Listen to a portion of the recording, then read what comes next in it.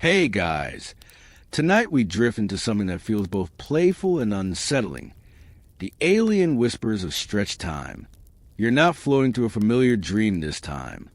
You're gliding past stars that seem to pulse like lazy heartbeats, each one ticking slower than your own pulse. The black between them isn't just empty. It feels thick, like you're moving through syrup. You could reach your hand out, and the glow from your fingertips would trail a few seconds behind, as if light itself decided to take a nap. Of course, you probably won't survive this. Your body, built for an Earth clock, isn't wired to keep pace when entire galaxies disagree on how long a second lasts. But don't worry, we're just visiting in imagination, and you don't need a pressure suit or a physics degree come along. So, before you get comfortable, take a moment to like the video and subscribe, but only if you genuinely enjoy what I do here. And if you're awake enough, drop your location and local time in the comments. I love seeing where you're all listening from. It's like a patchwork map of dreamers scattered across the planet. Now, dim the lights, maybe turn on a fan for that soft background and let's ease into tonight's journey together.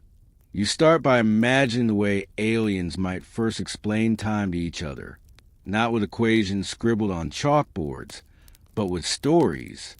Picture a species whose day lasts 100 Earth years. For them, blinking once might feel like your entire week. Their children are born already older than your oldest ancestors, and yet they speak of their lives as fleeting. To them, the sun doesn't rise and set. It drags itself across the sky in a gesture so slow it feels like eternity yawning.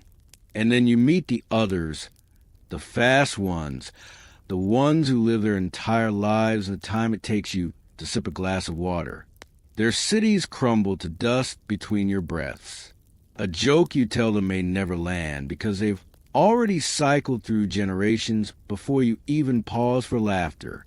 Somewhere in that chaos, both extremes collide, and suddenly the idea of now loses all meaning. Scientists still argue whether time is something real, like a river flowing, dragging us downstream, or if it's just a trick of perception. To an alien mind, maybe it's neither. Maybe they built their civilizations on bending that perception deliberately, treating seconds and centuries as tools, not prisons. Imagine a university where a student enters on a Monday, learns for what feels like 50 years, and walks out on Tuesday with a smile, diploma in hand. To them, it was half a lifetime. To everyone else, just another coffee break. You glance back at her from out here, and our obsession with minutes and deadlines feels quaint. Humanity stresses over being 5 minutes late to a meeting while across the galaxy. A culture made a debate for 1,000 years whether to plant one tree. The tree hasn't sprouted yet, but for them, that's fine. They'll be around when it does. Of course, fringe theorists like to claim that aliens aren't just aware of time dilation. They weaponize it. There's a rumor, whispered through conspiracy boards, that a missing star cluster actually folded itself into a slowed bubble, ducking out of cosmic sight. To you, it disappeared. To them, they're just taking a long afternoon nap while the universe rushes ahead. It's the cosmic equivalent of ghosting your neighbors. And here you are, caught between these possibilities. You drift closer to a planet that looks familiar at first glance. Oceans, land masses, atmosphere glowing faintly. But then you notice the waves crash so slowly they look sculpted in glass. Trees sway like dancers frozen mid-bow. You could step onto the shore, but you need 1,000 years to hear the first bird finish its call.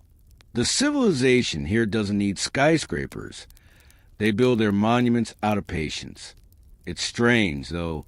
Somewhere deep inside, you realize how fragile your sense of time is. Miss one heartbeat, and your body panics. Miss one meal, and your brain screams.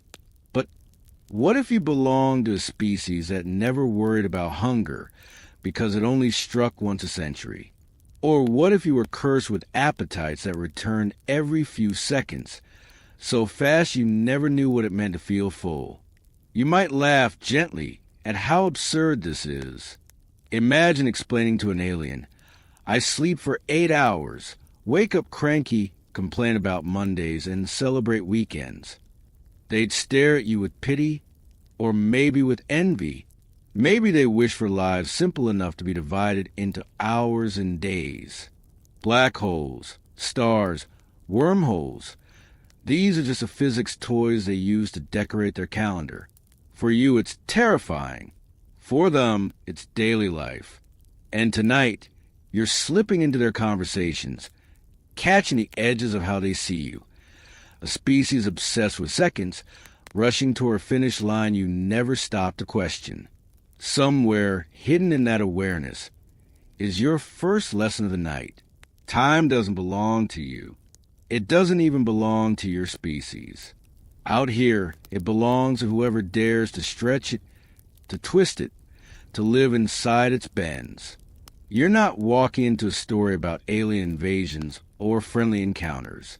You're drifting into the heart of how civilizations learn to survive eternity, or ignore it completely.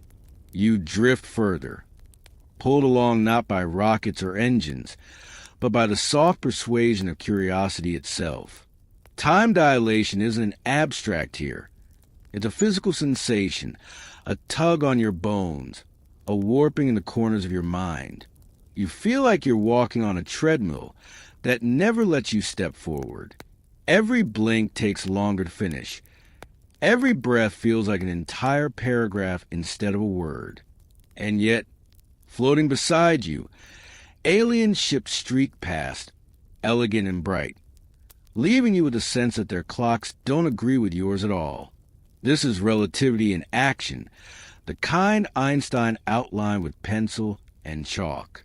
The closer you travel to light speed, the slower time ticks for you compared to someone who stayed behind. For humans, it's mostly math scribbled in textbooks. But for alien civilizations with the technology to harness near-light travel, it's daily logistics. They don't ask, "How long will this trip take?" They ask, "When will we arrive compared to when we left?" And the answer is always some twisted paradox. Because while the crew feels only a few weeks pass, entire epics unfold outside. Imagine you board one of their vessels, sleek as glass, humming in a language that isn't sound but vibration against your skin.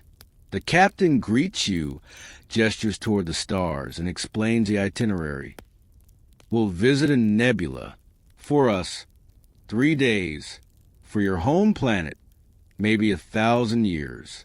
Don't worry. We'll bring you back before your shoes wear out." You laugh, but only because your brain refuses to panic. Scientists still argue whether any civilization could realistically survive such time skews without tearing apart socially. How do you run a government if one department meets every Thursday and another experiences centuries in between? Yet here, inside this alien craft, you see how they manage. Their calendars overlap like shifting gears, some ticking fast, others dragging slow, and together they form machinery that somehow still turns. One alien shows you a memory tablet, etched with light instead of ink. On it is the story of their first experiment. A generation ship that left home expecting to return with news. For the crew, it was a weekend jaunt. For their planet, it was 40,000 years. When the ship reappeared, their language was forgotten, their cities buried, their stars recharted. The crew stood blinking, confused children stepping back into a world that had become its own myth. That was their lesson. Time travel doesn't always mean moving backward or forward. It can mean becoming irrelevant. You can almost hear the echo of a joke they tell each other. If you don't like the news, just fly close to light speed and check back later. It'll all be history by then. You chuckle, then wonder if maybe that's not entirely a joke.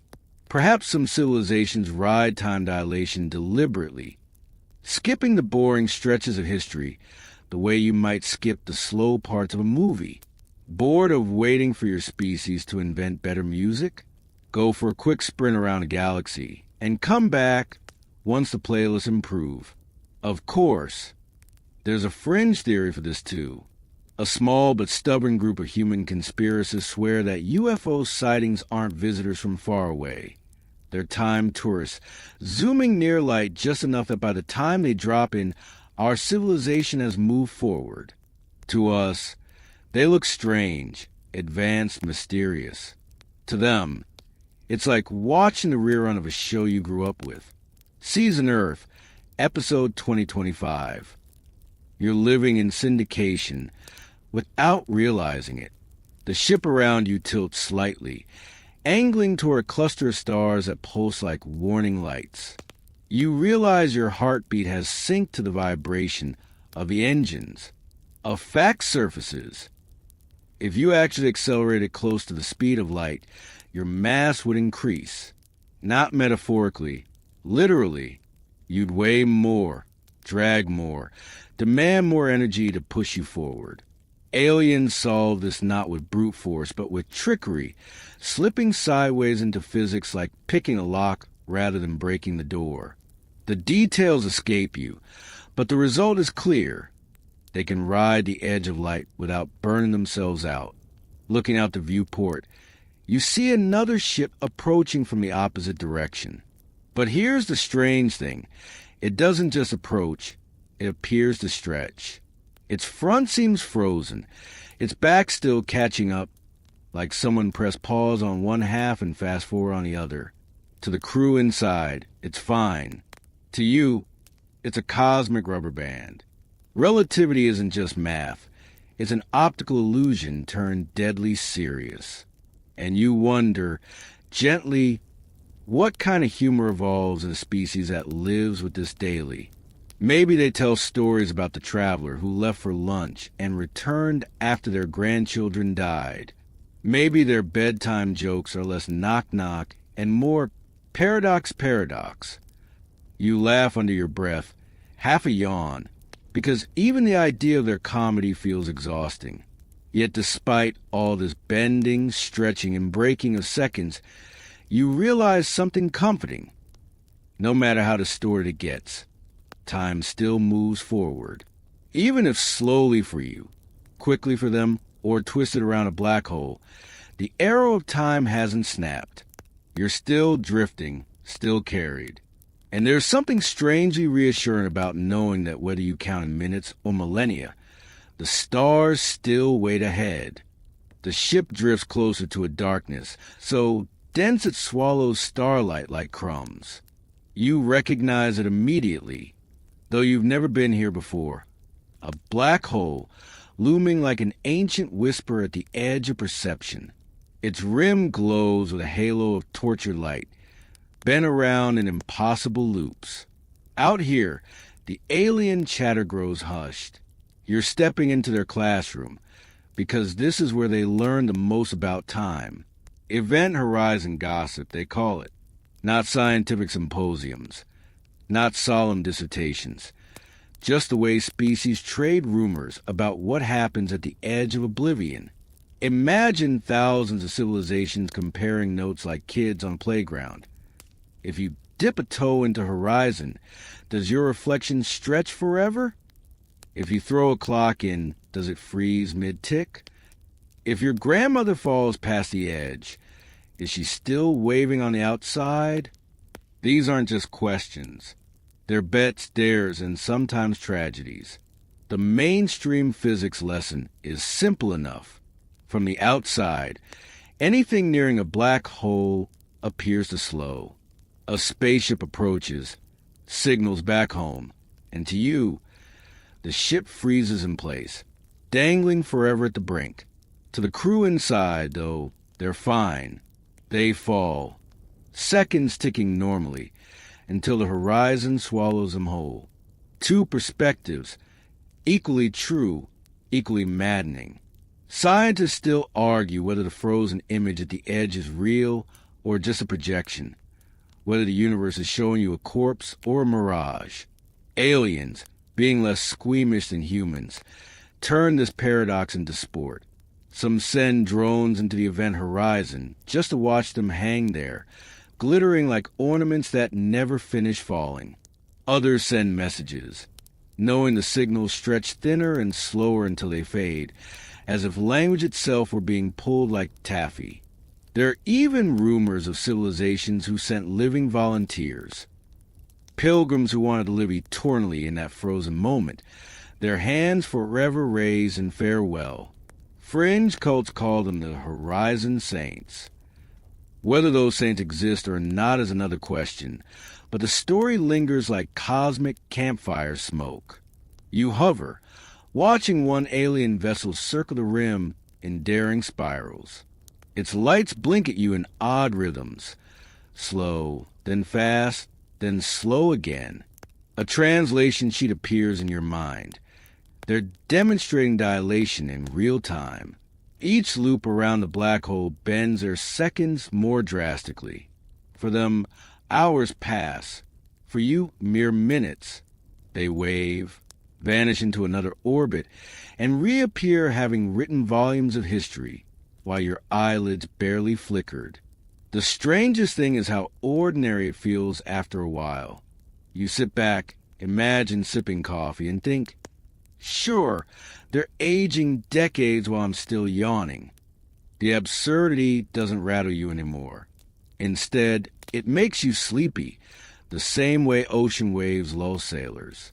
Time bends, cracks, stalls, but it keeps moving forward, like a lullaby sung in a foreign tongue. You don't understand it, but the rhythm still soothes you. And yet, there's always the rumor that nags at you. Some say aliens don't just fall into black holes. They come back, not out the same side, but through. Maybe a black hole is a passage to another universe, another timeline, another you who never pressed play on this video. Scientists will roll their eyes, call it speculative fluff, but civilizations out here swap these stories with a grin. They claim their great-great-grandmother once slipped past an event horizon and showed up centuries later on a distant planet. Confused, but still carrying the family recipe for soup. Of course, it might all be nonsense. Or maybe not. You feel the tug of possibility, like a hook on your thoughts. If falling into a black hole means stretching your seconds into eternity, then maybe somewhere inside there's a version of you still frozen mid-breath, watching the same scene forever. You might laugh, softly, realizing you could technically become your own bedtime story. Once upon a time, you whisper, a human fell into forever. The aliens around you don't dwell on the fear. For them, this isn't horror. It's a kind of cosmic gossip column.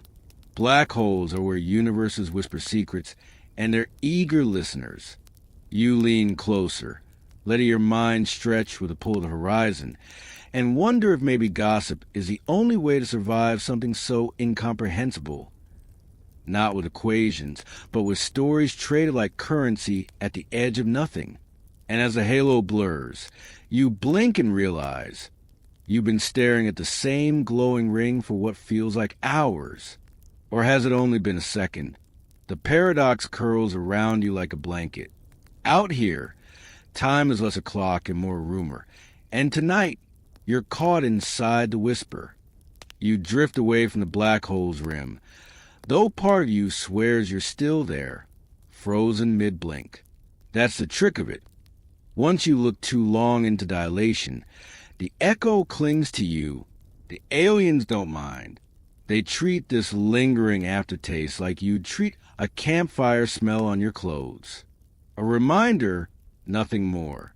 The stars ahead shimmer differently now, stretched into threads, blinking with the patience of creatures older than empires. Somewhere among them, civilizations pass messages in ways you've never imagined. On Earth, You write letters, send emails, and post online. Out here, they play with time itself. Frozen messengers. That's what the aliens call them. Imagine a bottle tossed into a cosmic ocean, but instead of drifting with the current, it pauses mid-wave, caught in dilation. You open the bottle centuries later, and the ink inside is still wet, the words as fresh as the day they were written. To the sender, only a breath has passed. To you, it's history collapsing into your hands. The first time you see it, the messenger looks like nothing more than a glimmer, like frost suspended in sunlight. It hangs between two planets, unmoving, unaging. An alien guide explains with a casual shrug. We slowed it. The message waits until the right century arrives. You lean closer, and the frost unfolds into symbols that hum at the edge of hearing. To read it feels like leaning over the edge of a balcony and hearing a voice from across centuries whispered directly into your ear. Mainstream science already knows that time dilation can make signals weird. If you send a radio pulse near a massive star, its frequency stretches, warps, slows. But here, the aliens have refined that principle into art. They trap messages deliberately inside dilation bubbles. Whole civilizations trade ideas this way, not across distances of light years, but across gulfs of centuries. It's not pen pals, but epic pals. One species might leave a message for itself, knowing a reply will only arrive long after their empires collapse and rebuild. Scientists still argue whether this counts as communication or just a form of memory. Is a frozen message really a conversation if the response takes 2,000 years? Or is it just archaeology wearing a clever disguise? Out here, the debate doesn't matter. The aliens grin and keep sending frost across the void, waiting patiently for the future to unwrap them. The conspiracists back home, of course, spin it differently. They say our own solar system is littered with these frozen notes, locked inside comet trails or orbiting the sun invisibly. Some even claim the pyramids are part of one. Architectural messages waiting for the right cosmic condition to unfreeze. The mainstream laughs, but you can't help imagining it. What if one day sunlight bends differently and the stones suddenly hum a note that's been waiting for 5,000 years? You glide past another frozen packet, this one enormous, a sculpture locked mid-gesture. It looks like a dancer caught mid-twirl, arms extended, body arched. At first, you think it's a monument. Then you realize it's a letter. Every curve, every angle, every shadow was designed to store meaning for whoever stumbles upon it centuries later. You try to read it, but fail. It's a language built from pauses. Only someone aligned with its tempo will ever understand. It's funny, though. Back home, you rush texts, emails, deadlines. Here, communication isn't about speed, but endurance. These civilizations treat silence as part of the message. We'll speak again, they seem to say, but only when the stars decide. You laugh softly, realizing your species doesn't even like wading through a buffering video. No wonder humanity hasn't joined this frozen conversation yet. And yet, as alien guides pass you another shimmering shard, you feel oddly comforted. To know that a civilization will send words into a future they'll never see is almost tender. It's an act of trust. They believe someone will be there, eventually, to listen.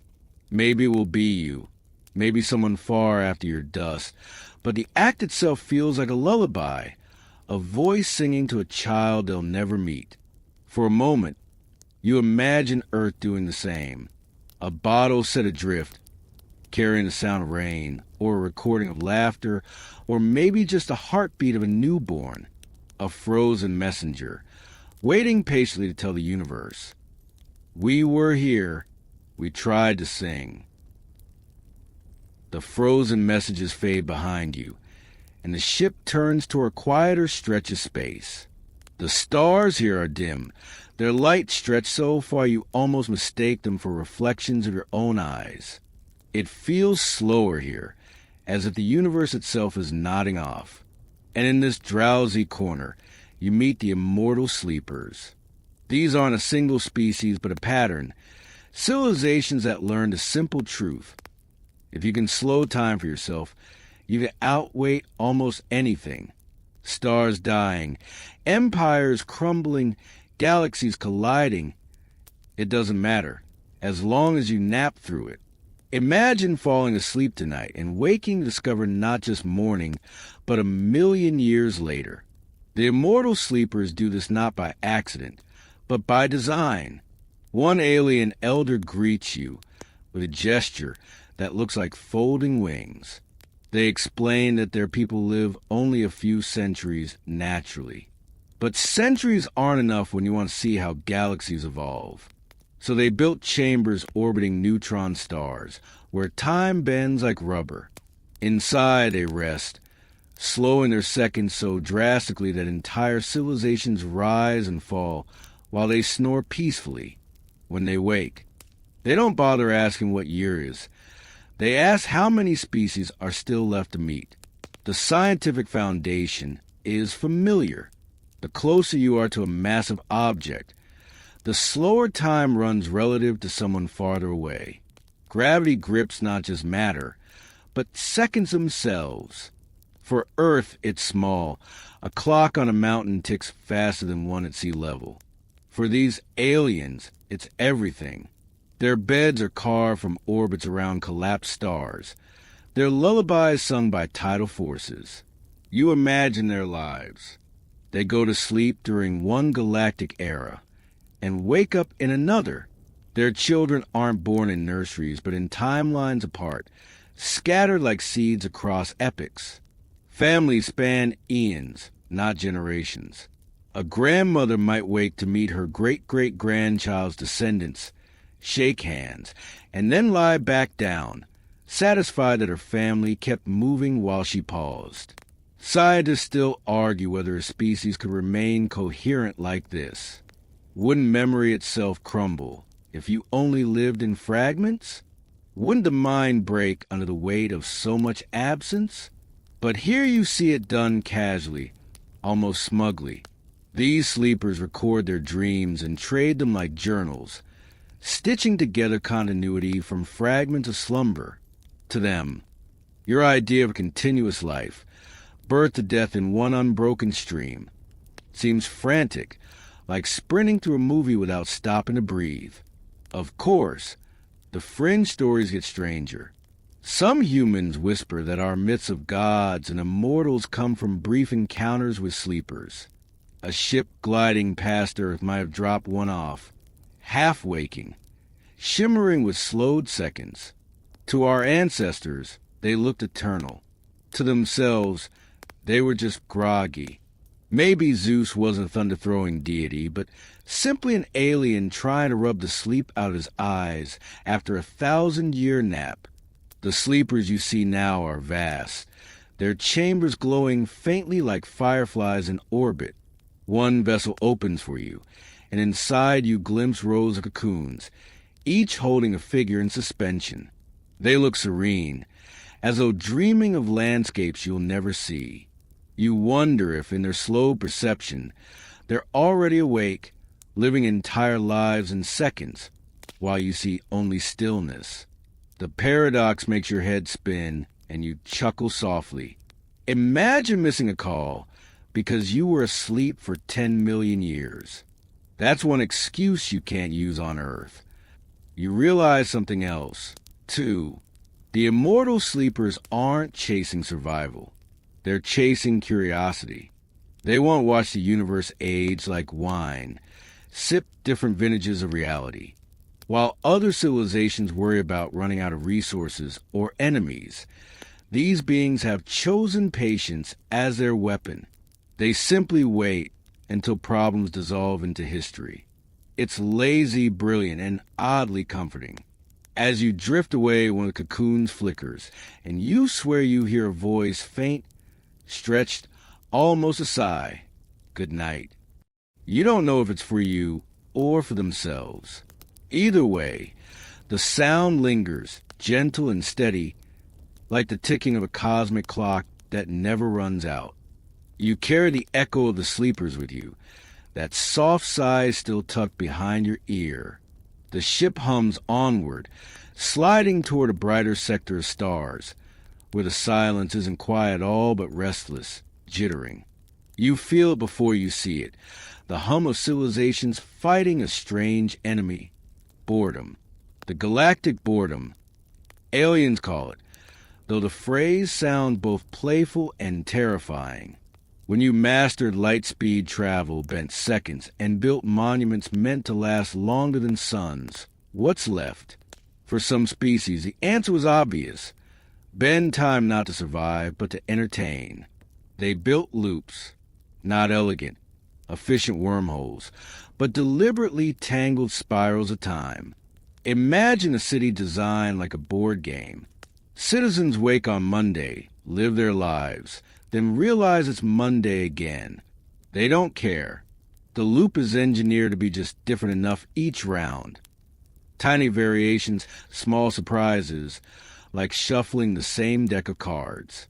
They can replay entire centuries the way you replay your favorite video game.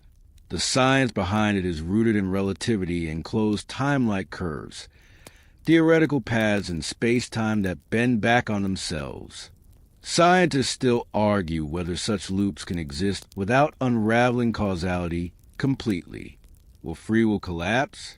Would paradoxes pile up until the universe short-circuited? Out here, though, you see civilizations using them casually, shrugging at the debates.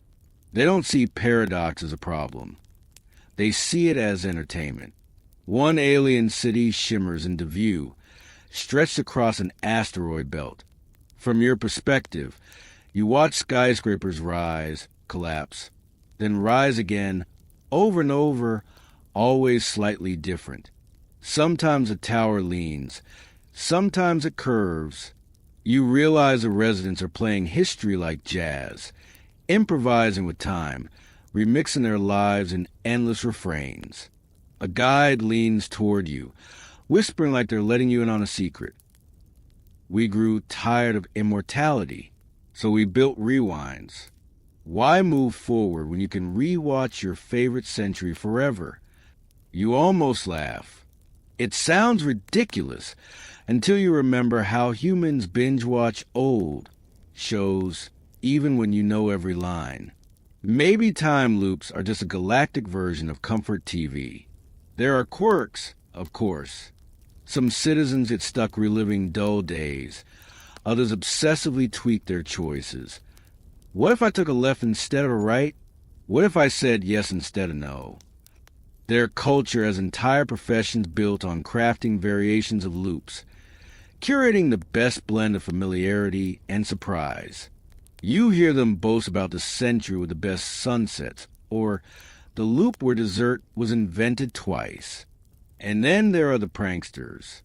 A subculture of aliens sneaks into their neighbors' loops, dropping in subtle changes. A misplaced comet, a forgotten holiday, a slightly altered law. To outsiders, it's confusing. To insiders, it's a cosmic comedy. You imagine a species waking up one morning and saying, "Wait, haven't we always had 3 moons instead of 2? And their entire history nods along, rewritten overnight. You chuckle softly, realizing the universe itself has a mischievous sense of humor. Fringe rumors push the idea further. Some humans claim deja vu isn't brain static. It's evidence we've been looped without realizing. That odd feeling when a moment repeats could be a glitch from a civilization tinkering with our timeline. You smile at the absurdity, but the idea lingers. Maybe you've lived this exact bedtime story before, word for word, and tomorrow you'll hear it again. Looking down on the looping cities, you don't feel fear. You feel a kind of sleepy reassurance. For them, Boredom isn't a curse, but a playground. They've made repetition into art, turned eternity into a toy. You imagine drifting into one of those loops yourself, waking up each morning to the same quiet, the same hum, the same stars overhead. Would it feel like prison, or would it feel like comfort? You yawn, and in the haze of half-sleep, the loop feels almost desirable. A life where you never run out of time because time itself circles back, bringing you home again and again. The looping cities fade behind you, their laughter and pranks still echoing faintly. The ship tilts toward a darker corridor of the galaxy, where the stars thin out, like stepping into the quiet aisles of a library. Here, the aliens whisper about wormhole shortcuts, the detours they take when even loops and naps aren't enough. At first, you mistake a wormhole for just another star. It glows faintly, a ripple in the black. But as you watch, the edges shimmer and fold inward, like someone poked a finger into the fabric of reality. You feel a tug, not forward or backward, but sideways. The aliens don't call it travel. They call it slipping. One step, and suddenly you're centuries away. Mainstream science already toys with the concept. Einstein's equations allow for wormholes, tunnels linking distant points in space-time. The trouble is, they shouldn't stay open. They should collapse instantly. Scientists still argue whether exotic matter, something with negative energy, could stabilize one. But out here, the argument seems almost silly. You're staring at a gateway already in use, steady as a revolving door.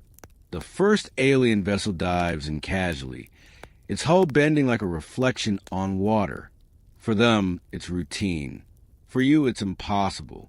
Your breath catches as the ship stretches, thins, and vanishes, not forward, not faster, but elsewhere. Seconds later, it reappears far off, lights blinking like someone waving from another century. You laugh nervously, realizing they've just skipped through time the way you'd skip a traffic jam. Wormholes aren't just shortcuts for distance. They bend time too. Enter one end, emerge at the other, and you might find you've jumped not just across space, but across years. Civilizations use them deliberately, timing their arrivals like notes in a cosmic symphony. Entire empires build strategies around being slightly out of sync, arriving late to avoid wars, or early to plant rumors before they're remembered. Of course, there are quirks. Your guide warns that not all wormholes behave. Some spit you out earlier than you left. Imagine the chaos of arriving at your destination before you even boarded. Alien folklore is full of such accidents. Travelers chasing themselves through centuries. Civilizations accidentally becoming their own ancestors. One species, according to gossip, built a city inside a wormhole's throat, living in eternal shimmer between beginnings and endings. You shiver, equal parts wonder and dread. Fringe conspiracists back home claim our own skies already hide such portals. The Bermuda Triangle, they say, isn't a stormy patch of ocean. It's a half-collapsed wormhole, spitting ships into future centuries. Scientists scoff, but the story persists, retold by sailors and pilots with shaky hands. Out here, hearing the aliens joke about it, the rumor doesn't feel so outlandish. Your guide offers you a choice. Step into the nearest wormhole. You hesitate. On the other side, you might arrive moments later or thousands of years ahead. It's a coin flip where the coin is made of space-time itself. You laugh softly, a tired chuckle. What if I miss my next alarm back home? The aliens smile, as if that's the only real question worth asking. You don't step in, not yet. Instead, you watch the wormhole ripple, a doorway humming like a throat clearing. It feels less like technology and more like an invitation. Maybe the galaxy itself wants company, offering shortcuts to anyone curious enough to try. And as the ripple fades behind you, you wonder, if shortcuts like this exist, how many civilizations didn't bother with loops or frozen messages or immortal naps? How many just slipped quietly away, stepping out of history entirely? Maybe that's why the stars look so empty. Maybe everyone else has already taken the shortcut, leaving you here, blinking in the long way round. The wormhole behind you collapses like a curtain being drawn shut. The universe feels quieter now, more linear, as though it wants you to appreciate the long road instead of the shortcuts. Ahead, a faint glow emerges, a ring-shaped station orbiting a pale, tired star. Your guide calls it the place of the long countdown. This is where you meet civilizations that don't skip centuries or loop them, but stretch perception itself.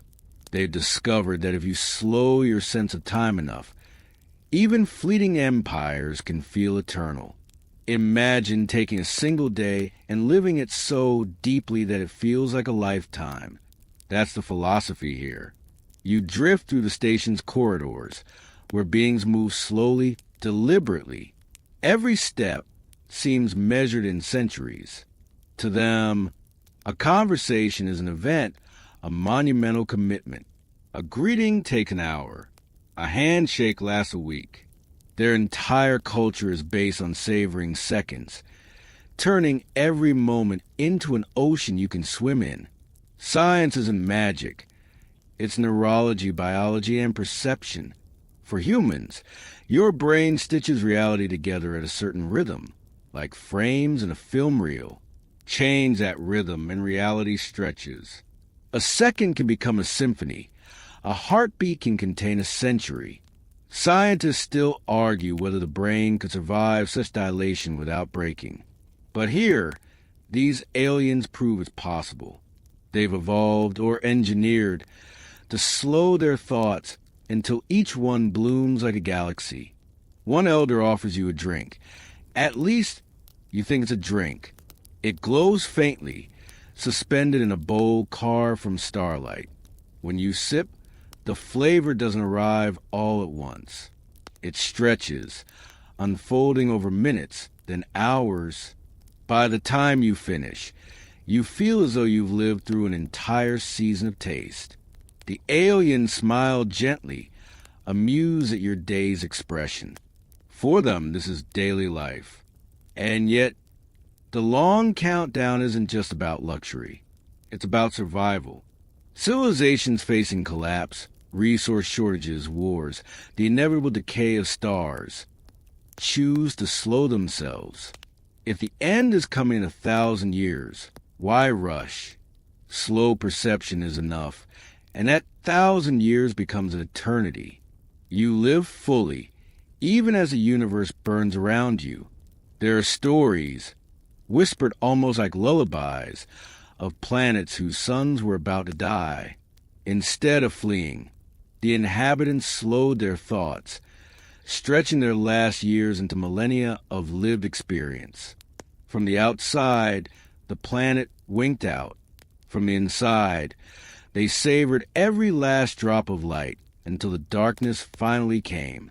Fringe theories take this further, claiming that Earth itself might already be inside a countdown, that our perception of time as normal is actually slowed from some earlier pace, a cosmic safety feature we never noticed.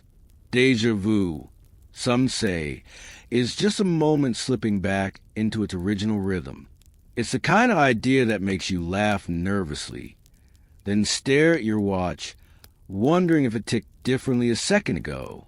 You watch children play in one chamber.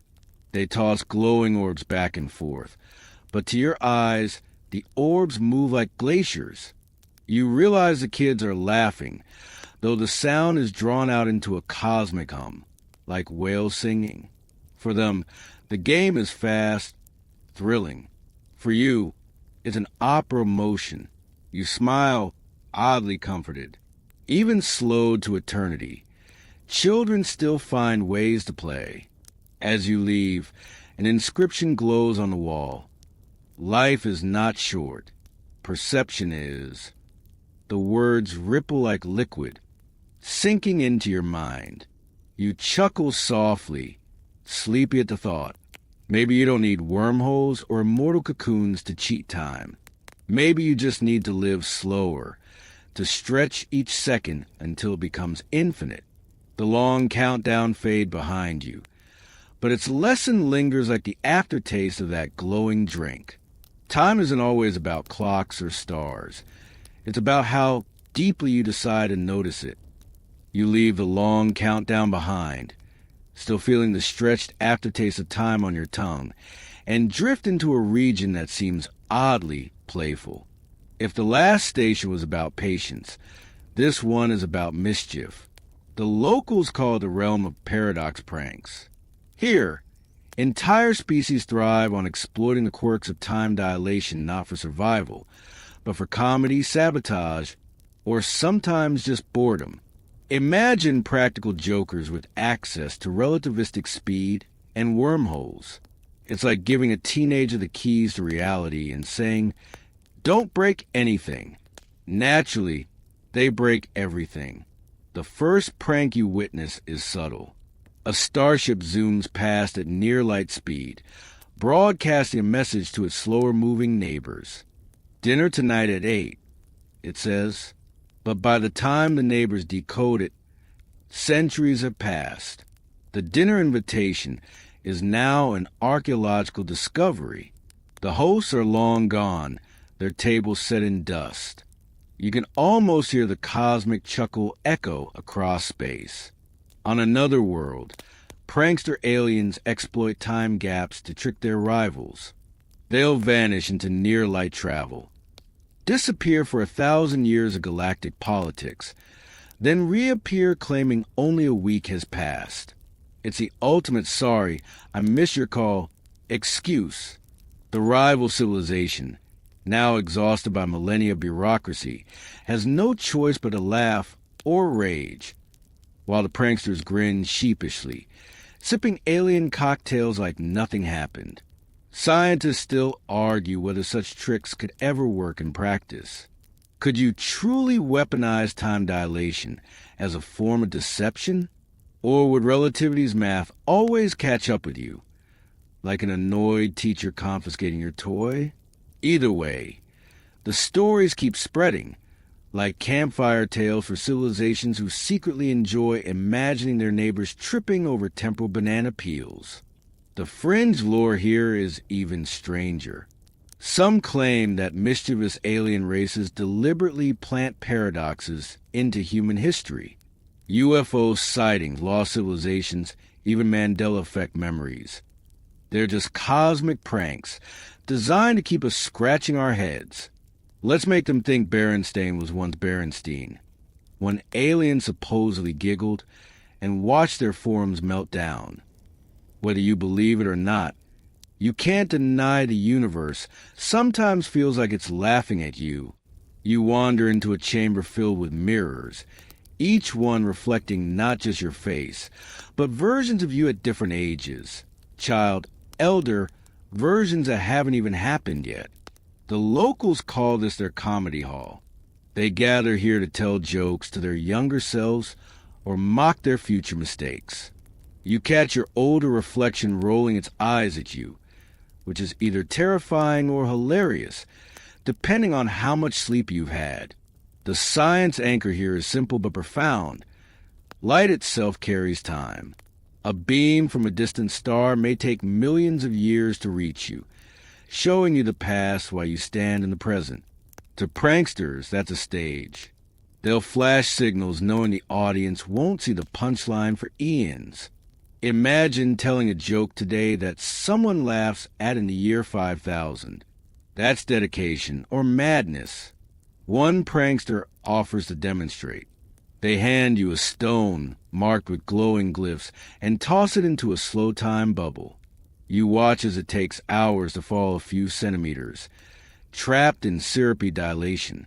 Now, the prankster whispers, imagine someone waiting on the other side. You realize the joke isn't about the stone at all. It's about patience, or the lack of it. Somewhere, someone is going to get bonked on the head in 1,000 years, and it will be hilarious, at least to the pranksters.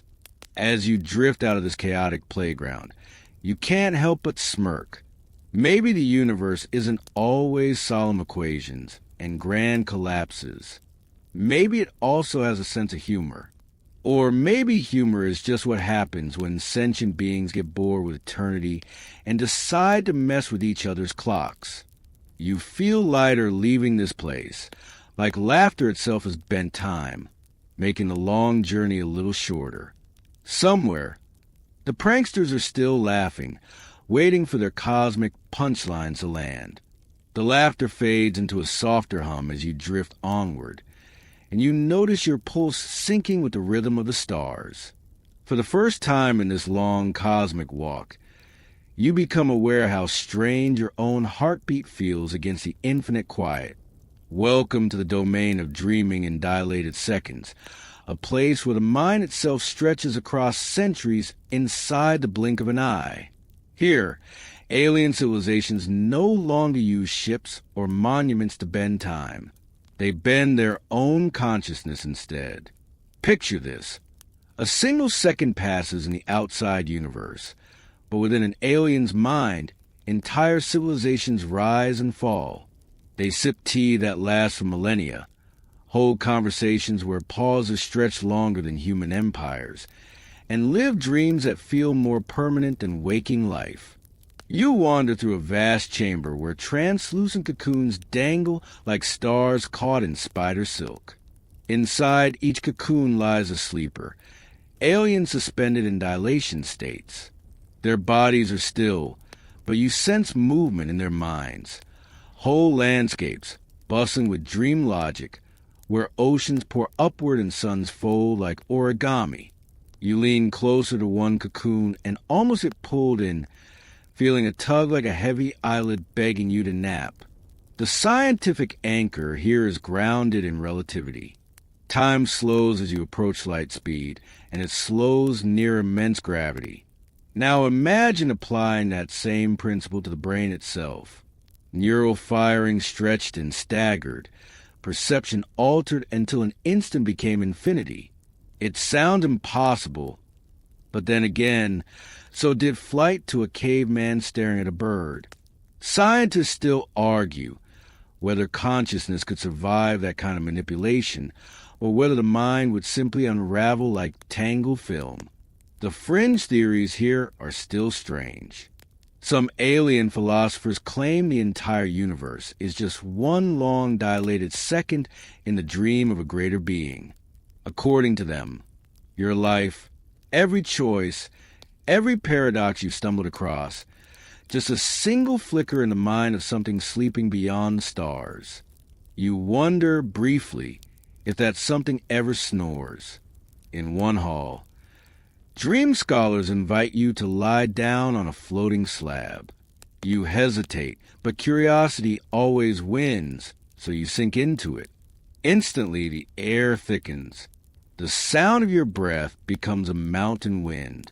A second passes, and inside your head, you walk for 100 years through glowing deserts, your footprints trailing into forever.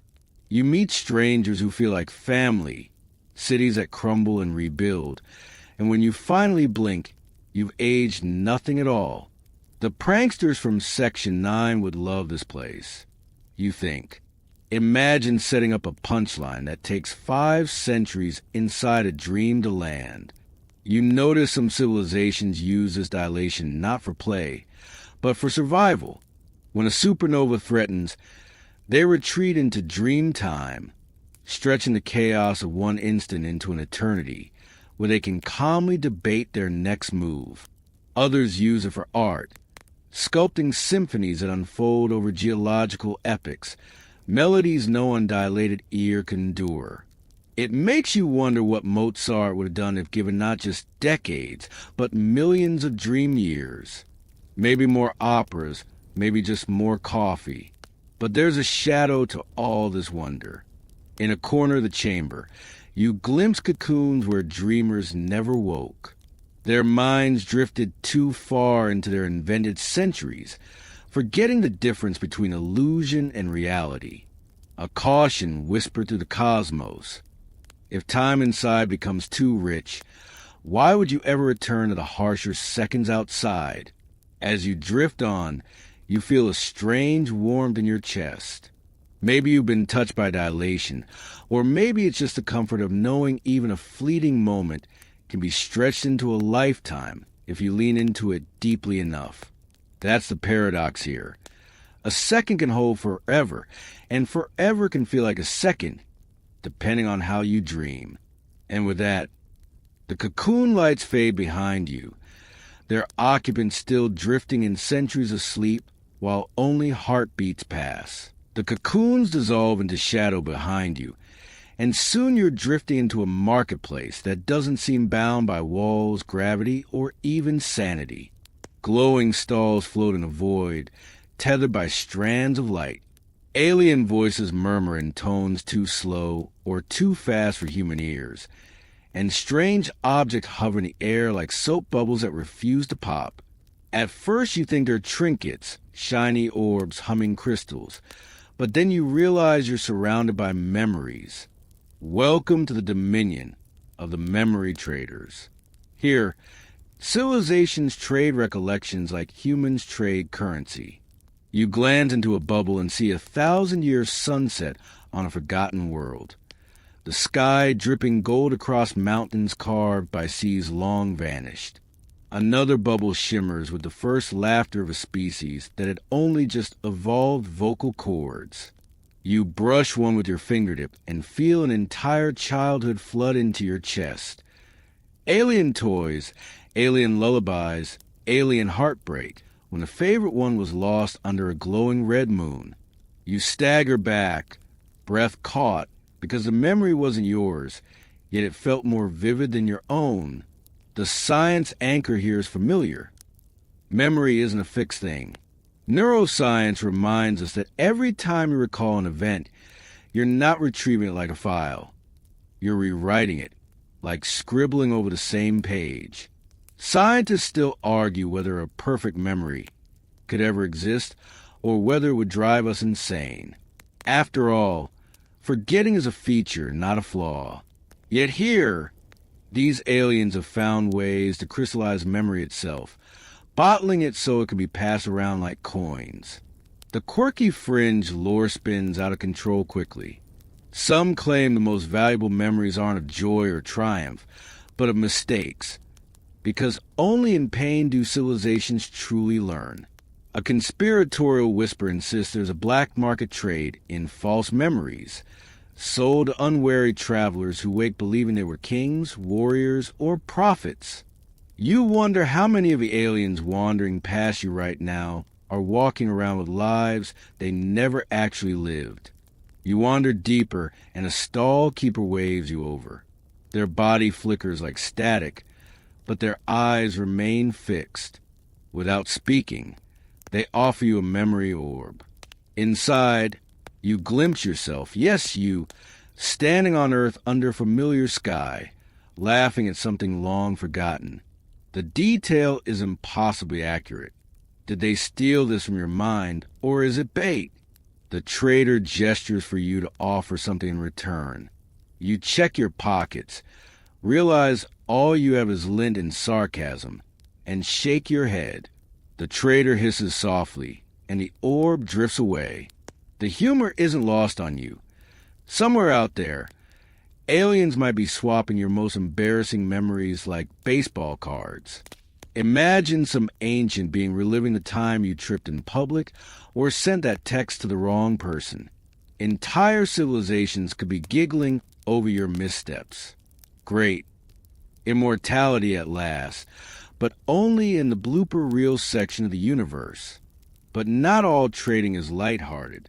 In one corner of the marketplace, wars have been fought over stolen memories.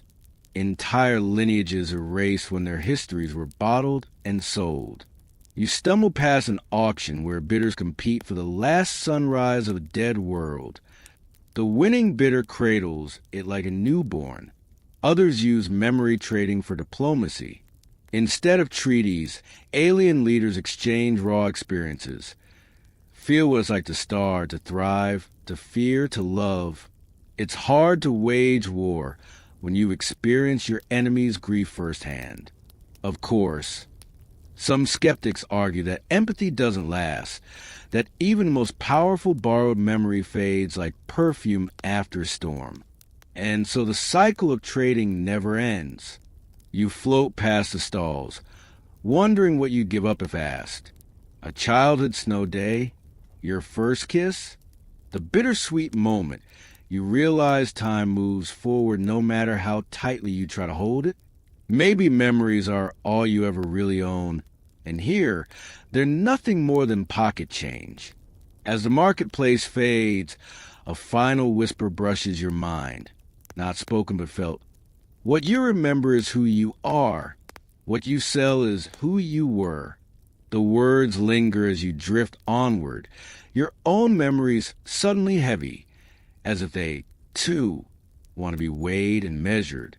You leave the memory marketplace behind, though it clings to you like perfume that refuses to wash out. The last shimmer of bottled recollections dissolves, and ahead, the darkness sharpens into a vast plain of fractured stone. Mountains rise like broken teeth, their peaks glowing faintly as if molten light seeps from within.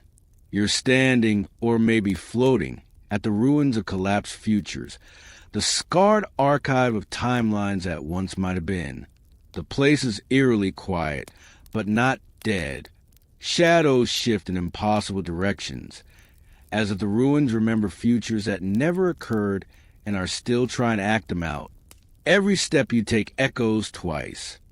Once here, in this present, and again somewhere slightly to the left, in a path that doesn't exist. The stones under your feet hum faintly, vibrating with residual energy. These are not ruins of buildings. They're ruins of decisions. The mainstream scientific anchor slips naturally here. In quantum mechanics, the many worlds interpretation suggests that every choice spins off a new timeline.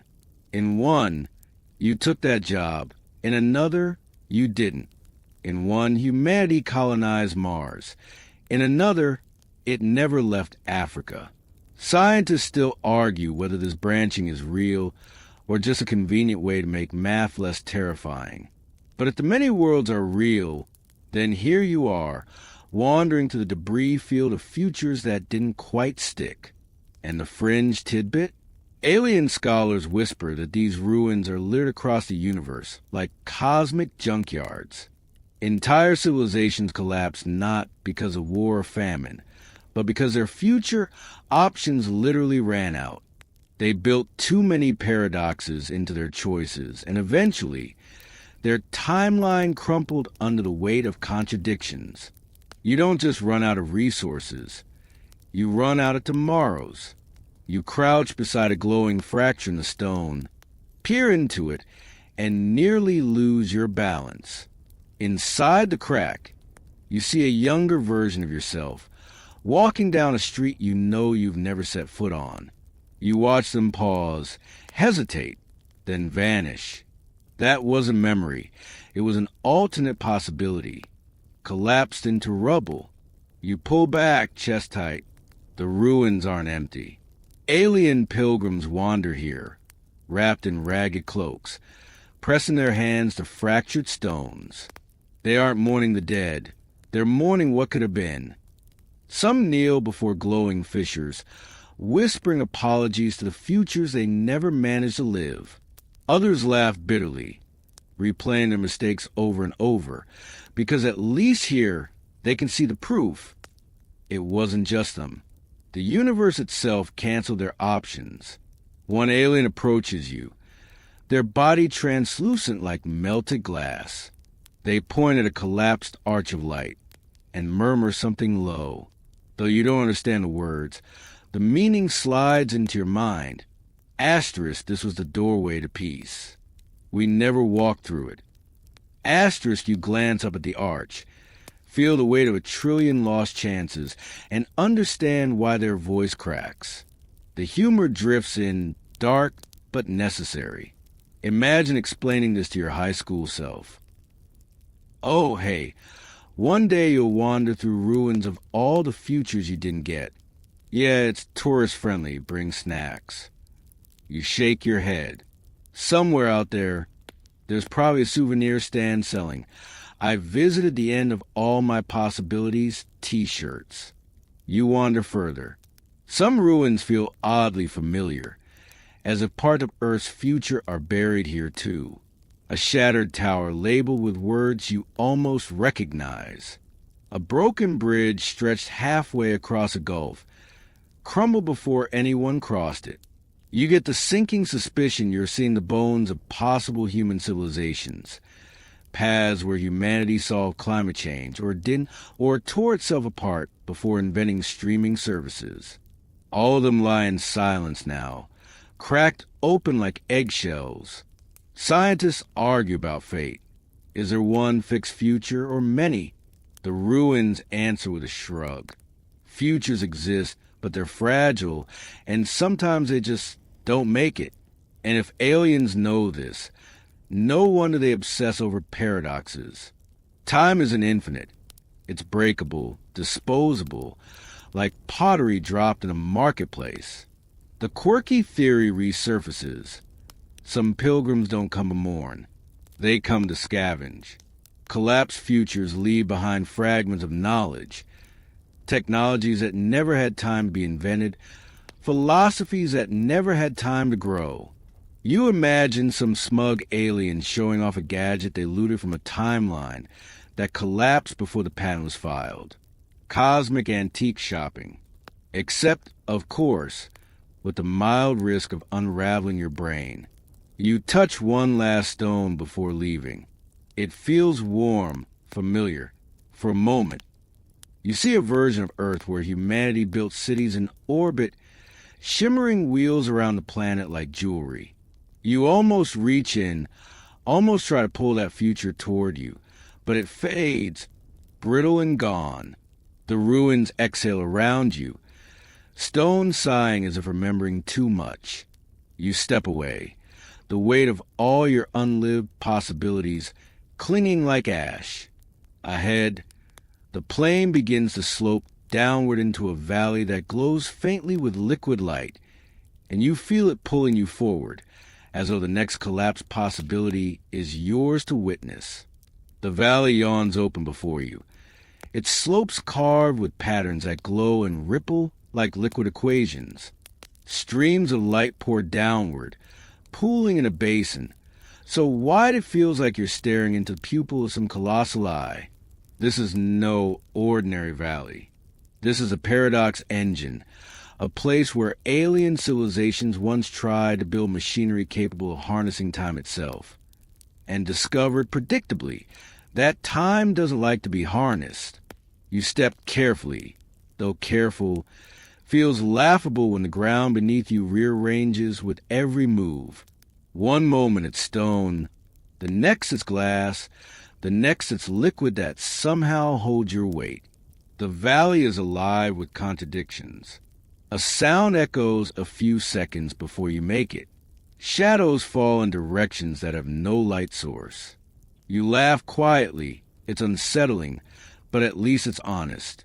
If this is a paradox engine, of course everything refuses to line up for your scientific anchor. You recall that even human physicists have toyed with the idea of closed time-like curves, mathematical construct in general relativity where time loops back on itself. Wormholes, if stable, could create these loops, letting someone arrive before they departed.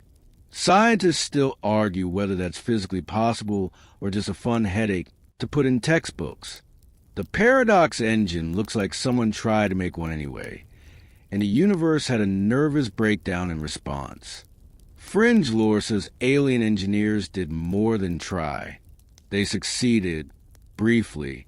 They built devices the size of cities, spires of crystal and plasma meant to channel streams of time like rivers. They wanted to skip centuries of struggle. No trial and error, no wasted generations. Just step into the engine, spin it, and leap into the future where every problem is already solved. Efficient, yes, but apparently the future doesn't like being stolen. The engine's cracked, whole civilizations imploding in feedback loops that erase their last 100 years like a botched save file. You pass by one of the remains, a spiral tower that seems frozen mid-collapse, chunks suspended in midair like broken gears. Yet the pieces hum, vibrating as though still spinning in a dimension you can't see. When you touch it, your hand flickers transparent, and you hear voices, your own voice multiplied, stretched across decades. One version of you sounds weary and old.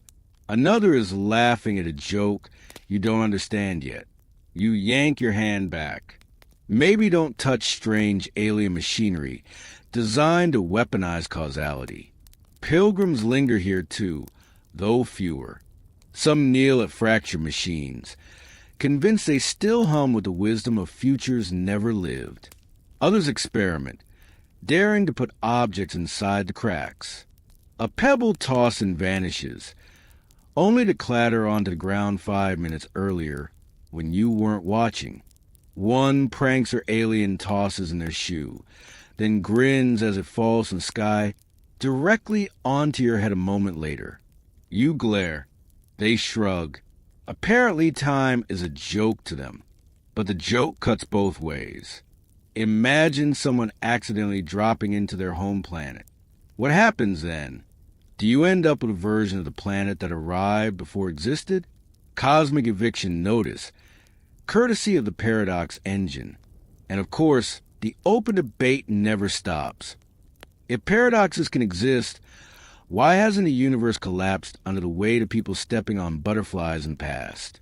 Some argue that paradoxes are impossible, that physics simply doesn't allow them. Others suggest the universe permits paradoxes, but patches them like autocorrect fixing typos. The Paradox engine seems to be Exhibit A that paradoxes are real dangerous and occasionally hilarious if you're into slapstick physics. You notice a massive dial, still faintly glowing, built into the valley floor. Symbols shift across it, representing directions in time the same way a compass represents directions in space. You feel a strange itch, a pull toward it, as though your own future wants you to spin the dial just once. One flick of your wrist, and maybe you'd fast forward to a version of yourself already wise, already finished with every mistake. But then you glance at the ruins all around, the collapsed towers, the melted machines, the pilgrim's mourning futures that dissolved. You chuckle softly. Yeah, maybe not tonight. You already have trouble deciding what to eat for dinner without accidentally erasing your species. As you step away, the valley shivers. For a moment, you glimpse the entire structure as it once was. A city-sized lattice of light, spirals whirling in synchronized motion, rivers of possibility rushing in controlled channels. It's breathtaking, but it lasts only a blink before shattering again into ruins. You exhale, realizing the Paradox engine is still humming in some dimension, still tempting, still warning. Ahead, the valley narrows into a passage of flickering arcs, glowing like doorways that almost, but not quite, lead somewhere. You realize you're not walking out of the Paradox engine so much as being released, like a guest politely shown the exit before they cause trouble. The ground steadies, the echoes fade, and once again you're carried forward, deeper into the riddles of alien time. The air shifts as you leave the ruins of the Paradox engine, thinning into something metallic, like the taste of a coin held too long between your teeth. The passage guides you into a cavern, its walls coated in crystalline ridges that glow faintly blue. You don't feel like you're underground. You feel like you've stepped into a memory. Every sound you make, your breathing, the scrape of your foot, Echoes not once, but several times, each replay slightly delayed, like the cave itself is remembering you in real time. This, the Pilgrim's Whisper, is the hall of the echoed futures, a chamber where time itself folds back, catching whispers from roads not taken and playing them on loop. The air buzzes with voices that never belonged to this moment. They're soft half-heard, like static from a radio tune just off station. Some are alien tones, some distinctly human, and some are stranger still, like languages you sense rather than hear. You pause, listening closer. One echo says your name, not loudly, not firmly, but casually, as though someone you've never met is calling you over a party. Another echo laughs in a way that's eerily familiar, but also older.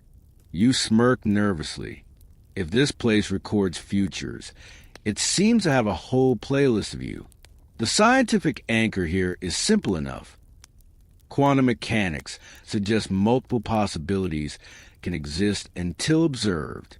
In many worlds' interpretations, every decision forks reality into countless timelines. The Hall of the Echoed Futures feels like an alien attempt to tap into those alternate branches, like a cosmic call center where the voices of your other selves keep crossing the wires. Scientists still argue whether multiple universes exist at all, or whether it's just a mathematical trick we tell ourselves to avoid headaches. The Hall doesn't care. It just keeps replaying the might-have-beens. According to fringe stories, civilizations came here to bargain with their echoes. They'd sit in circles for days, waiting to hear a voice that sounded like victory or survival or wisdom. Some claimed to receive instructions, blueprints, cures, warnings from their alternate selves. Others claimed the voices lied. After all, if a future version of you knows their timeline is doomed, what better way to escape than to trick another you into taking the fall? One old alien carving shows a figure leaning into the wall, ears pressed hard to the crystal, while behind them dozens of faint silhouettes whisper different words. Some beckon, some mock, some scream. The artists carve their expression as half curious, half horrified, exactly how you feel right now. A prankish echo breaks your focus. Don't forget to hydrate, it says, and you can't help but laugh. Even across infinite futures, your other selves are apparently concerned about your water intake. Thanks, alternate you. But some echoes sting deeper. You catch one murmuring about a choice you never made, staying behind when you left, saying yes when you said no. The weight settles in your chest. Did you just overhear a happier you, or a sadder one?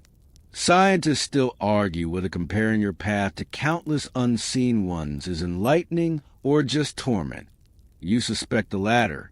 One pilgrim beside you plugs their ears with wax, muttering that too many echoes can unmake a person. Another records them obsessively, convinced the voices will reveal a true timeline where perfection is achieved. You lean against a wall and listen just long enough to realize the voices don't stop. They layer, overlapping until the sound feels like a woven fabric, a shimmering quilt of cells. You test it. You whisper a simple phrase, "I am here." The walls absorb your voice and immediately feed it back. Not once, but in a dozen variations. I was there. I will be here. I was never here. Each one bends slightly, as though your statement cracked into possibilities before it even faded. You grin and shake your head. Maybe this chamber isn't a memory. Maybe it's a chorus. But the question lingers. If every possible you exists, which one is a real you? Scientists still argue whether identity remains stable across multiverses, or whether you is just a convenient name tag for billions of branching patterns. Standing in the Hall of the Echoed Futures, you feel both bigger and smaller, like one bead of water in a storm that refuses to end. The cavern begins to narrow, the crystal ridges growing sharper, almost blade-like. The echoes thin out, leaving just a faint hum that seems to sigh with relief at your departure. Ahead, a faint arch of golden light beckons. Less like a door, more like a pause button glowing in the dark. You step toward it, leaving the whispers behind, but they follow in your mind like lyrics stuck in your head. You can still hear your other selves, faintly promising, warning, joking, mourning. 1,000 different versions of you, none fully silent. And maybe that's the trick. Maybe the echoes never really stop. They just wait, humming at the edges, until you're quiet enough to hear them again. The golden arch folds around you, not like a doorway, but like stepping into the pause between heartbeats. 1 second. Echoes crawl across your skin, tugging at your attention. The next, silence. Absolute, suffocating silence. So complete that you can hear the soft click of your eyelids when you blink. You're standing in what looks like a corridor, though it doesn't seem built. It feels printed. Every surface is smooth, featureless, glowing faintly with a dim pearlescent light, as though the walls themselves can't decide what color they want to be. You glance back. No arch, no echoes, just more corridor. You've been nudged forward again, as if the journey is politely making choices for you. At first, nothing happened. You take a step. Another, the silence doesn't break. And then you notice it, the faintest shimmer on the floor like a reflection, but wrong. When you tilt your head, you don't see your face reflected in it. You see someone else. Another you. They walk in lockstep with you, a fraction of a second out of sync. The corridor isn't a corridor. It's a mirror, not of glass, but of time. The place alien pilgrims call the corridor of forgotten selves. You keep moving, studying the figure alongside you. Their hair shifts. Their clothes change. Sometimes they're older, sometimes younger. Sometimes heavier, thinner, scarred, smiling, broken. It flickers like someone scrolling through channels, each version a snapshot of who you could have been, or maybe who you were in some other universe. You wave. A dozen other yous wave back, some enthusiastic, some reluctant. One flips you off with surprising precision, and you chuckle softly. At least you're consistent. The physics anchor here. Relativity tells us that time isn't absolute. It's relative to motion and gravity. Each version of you could have aged differently under different stars, on worlds where clocks tick faster or slower. But the quirky fringe theory here goes further. Some alien mystics argue that consciousness doesn't just ride one timeline. It leaves shadows in others, faint residue of your mind still playing out possibilities you abandoned. And this corridor? It seems like a collection of those shadows, curated like a gallery. You stop suddenly. One shadow doesn't stop. It keeps walking when you don't. It glances at you, smirking, then vanishes. Your stomach drops, because that shouldn't happen. Even in a place of paradox, your reflection shouldn't have agency. Scientists still argue whether time's branching is deterministic, whether every possibility is inevitable, or whether free will exists at all. If these shadows are more than echoes, then maybe free will is just a polite illusion, and your double knows more than you do. A pilgrim once carved notes on the corridor walls, though you see them only when a light bends right. They scratch the same message over and over. Don't trust the smiling one. You keep walking, half amused, half unnerved. Of course, the next reflection you see is smiling, wide, toothy, uncomfortably friendly. They mouth words you can't hear. You lean closer to read their lips, but the pearlescent wall ripples, and they vanish before you can make it out. Great. Now you'll never know if your alternate self was trying to save you or scam you. One version stumbles. Another run.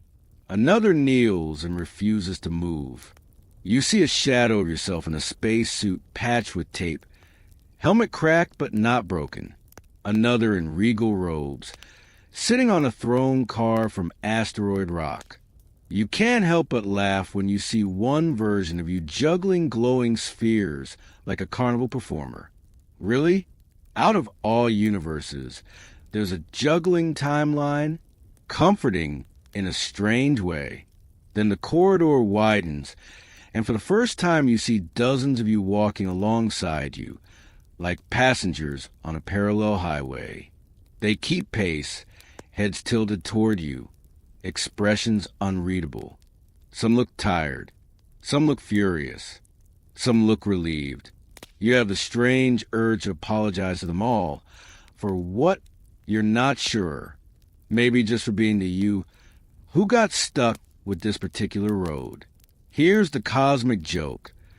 You start to wonder if they're thinking the same thing about you. One final fact. Some physicists propose that if infinite timelines exist, then statistically, every possible version of you is out there, including versions where you never existed at all. That's either comforting or horrifying, depending on how much you like yourself tonight. The corridor narrows again until the reflections thin out. Just one remains, walking with you step by step. They look content, calm. Their eyes are steady, not haunted. You stare at them too long, hoping some of that peace might leak through the glass. But when the corridor ends, so does the reflection, leaving you alone once more. The silence holds. The light dims. And ahead, the floor tilts upward, like a slow ramp toward a new horizon. You exhale, realizing you've been holding your breath for who knows how many parallel steps. You keep moving, carrying every forgotten version of you, like ghosts riding on your shoulders. The ramp doesn't steepen so much as it stretches. Each step feels longer than the one before, until walking feels like floating, and floating feels like waiting. The light above bends into something brighter, then softer, then warmer, as though it's coaxing you forward with a promise you can't quite hear. When the ramp levels off, you find yourself standing on a wide plateau that isn't a floor, but a kind of glass. Beneath it, not stars, not galaxies, but clocks, endless clocks, all ticking at different speeds. Some whirl so fast the hands blur into glowing circles. Others move with agonizing slowness, the second hand taking entire minutes just to twitch. They aren't synchronized. They aren't aligned. They're each keeping time for their own private universe, layer like panes of reality stacked beneath your feet. The aliens call the stage a delayed returns. You kneel instinctively, pressing your hand to the glass. It's warm, pulsing faintly like a heartbeat. Each clock feels like a drum, each tempo unique. Some are lullabies, others battle marches, a few just chaos. Mainstream fact? You're staring at the metaphor of time dilation itself. The faster you move, or the closer you are to strong gravity, the slower time ticks for you compared to others. That's Einstein's relativity, written not in equations, but in clocks beneath your toes. If you hop between them, your aging would change pace with every step. Quirky theory? The pilgrims believed these weren't metaphors at all.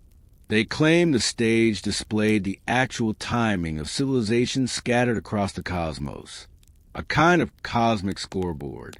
Some cultures race ahead in centuries, while others crawl through a single decade stretched into eternity. Imagine alien historians comparing progress by walking across these tiles. Oh, look! That species still hasn't invented sliced bread. Give them 1,000 ticks. You chuckle at the absurdity, but then you notice something unsettling. Not every clock is ticking. A few are frozen. Still, the hands stop mid-motion, like universes that simply gave up. You feel a chill. You're literally walking on top of dead timelines. Scientists still argue whether universes can actually end. Heat death, big crunch, vacuum decay. Take your pick. But standing here, it's not a theory. Some clocks simply aren't keeping time anymore. And you wonder, was it natural or did something switch them off? The glass trembles beneath your feet. Not an earthquake, but a kind of throb, like someone plucking the entire platform like a string. One of the faster clocks begins glowing brighter, faster, until it blinks out, leaving a dark circle where it had been. A few of the frozen ones flicker faintly, like they want to start again but can't. You crouch lower, peering at one. The second hand jerks forward half a notch, then stops. Another pulse shakes the glass, harder this time. You grip your knees. The plateau doesn't feel stable anymore. The pilgrims left whispers about this too. Stand too long, and your own clock reveals itself. You don't know if that's a warning or a trick, but you can't help but glance down, scanning the countless clocks for one that looks familiar. And there it is. Small, faint, slow. You almost miss it. The hands twitch like they're struggling under invisible weight. The minute hand looks tired. You crouch closer, feeling your own heartbeat sync with its sluggish rhythm. You want to touch the glass. You want to nudge it forward, give it momentum. But when you press your palm down, the glass flares hot, and the clock jerks violently. Not faster, not steadier, just unstable, like you've shaken it instead of helping. You yank your hand back, startled. One of the dark, frozen clocks suddenly bursts back into motion. Not steady, though. It spins wildly, the hands whipping around so fast they blur. A civilization somewhere just restarted or collapsed, or maybe both at once. Another alien legend said this stage wasn't just a display, but a warning. Tamper with your own rhythm, and others feel the ripple. You lean back, uneasy. Humor cracks through the tension. You imagine some alien somewhere, sneezing because you poked your own clock. Great, you mutter, cosmic butterfly effect via clumsy tourist. But the laughter fades when the plateau tilts. Just slightly, but enough to make every clock ripple beneath you. A wave travels across the glass like a stone skipping over water. Clocks flare, dim, stutter. Some blink out entirely. You scramble to your feet. The plateau tilts again, harder, sliding you forward. Your shoes squeak against the glass, and you realize the stage isn't collapsing. It's moving. It's trying to deliver you to another point. The clocks blur beneath you into streaks of light. You're sliding, not falling, guided by the tilt, carried forward like a marble in a cosmic maze. The sound of ticking rises, not from one clock, but from all of them at once, overlapping into a deafening swarm of rhythms. Then silence. Again, you're standing upright, steady, on a narrow strip of glass that feels more like a bridge than a plateau. Behind you, the clocks fade into darkness. Ahead, a faint doorway carved from light. And your own clock? Nowhere to be seen. You take a breath. Whatever stage you've stepped into next, your rhythm isn't yours anymore. You shuffle across the bridge of glass, each step cautious, because a void yawns on both sides, and the only anchor is that doorway glowing faintly ahead. It isn't made of stone or steel.